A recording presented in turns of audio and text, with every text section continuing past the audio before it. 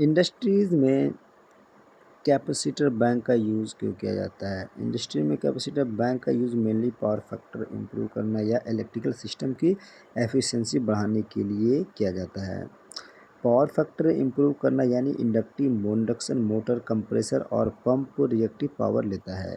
Capacitor bank reactive power को provide करके PF को 0.9 से लेकर 0.99 तक इम्प्रूव करता है। इलेक्ट्रिसिटी बिल में पेनल्टी कम करना होता है, जैसे लो पावर फैक्टर पर इलेक्ट्रिसिटी कंपनी पेनल्टी लगा सकती है, जैसे कैपेसिटर बैंक पीएफ इम्प्रूव करके पेनल्टी से बचाता है। ट्रांसफार्मर के लोड कम करना यानी कि पावर फैक्टर इम्प्रूव होने से ट्रांसफार्मर से कम करंट ड्रा होता है, इससे ट्रांसफार्मर हीटिंग और लॉसेस कम हो आता है। जैसे केबल करंट कम करना यानी करंट कम होने से केबल में वोल्टेज ड्रॉप और आई स्क्वायर की जो लॉसेस कम हो जाता है, केबल की लाइफ भी बढ़ जाती है। पाँचवा होता है वोल्टेज इम्प्रूव करना।